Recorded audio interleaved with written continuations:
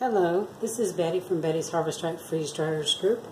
I have 4 trays of fresh strawberries that I used my Vidalia Chop Wizard vegetable chopper to cut them into small little cubes like you see here. I usually cut my strawberries in several slices using a different multi-chopper that I got from Williams-Sonoma, but I wanted some that were in smaller pieces for putting into things like oatmeal, cold cereal, muffins, any type of baked item, so they'd already be in smaller portions. I think these did very well. They are on some silicone pan liners because strawberries do tend to stick to our stainless steel trays.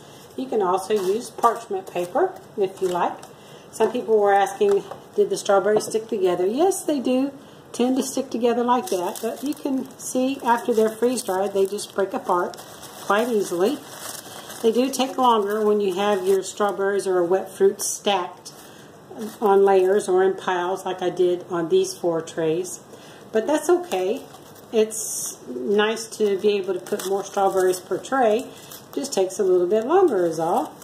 This cycle took 48 hours to dry. You can see that there.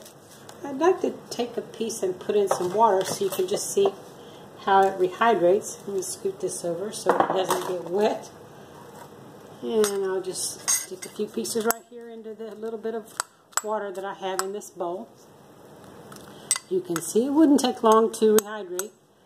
Of course, all of our foods that are freeze-dried, the consistency after you rehydrate them is going to be as if you froze the food, thawed it out. So it's going to be soft, will not be crunchy or firm like they are when they're totally fresh, but the flavor and nutrients are still there.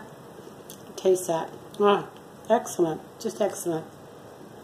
I'd also like to use some of these strawberries to make some strawberry preserves in the future. They're very nice. Let me move this tray out of the way and I'll show you how I fill my jars. Many of you will watch my other videos where I use this blue resin funnel that fits into the wide mouth jars nicely. If you'd like to put it into a regular mouth jar, you just use your regular canning funnel in first and then this on top of the canning funnel. What I like about it is that it's wide enough for the whole width of the tray of food that you have. Now you want to go ahead and before you start pouring, usually you would break apart your food or loosen it around the edges and then pour it into your funnel like this. Since I forgot to loosen this all up before I started the video, I'll just give you an idea of what it's like. And then it fills it up nicely. Of course you want to add your oxygen absorber into the jar. I use a 300 cc oxygen absorber for my half-gallon jars that you see here. And I store my oxygen absorbers in mason jars that are vacuum sealed to keep them fresh. If you'd like to learn more about freeze drying at home, come check out my Facebook group called Betty's Harvest Right Freeze Dryers Group. We would love to have you there. Come join us if you'd like to learn more. Thank you so much for watching. The link will be in the description box below.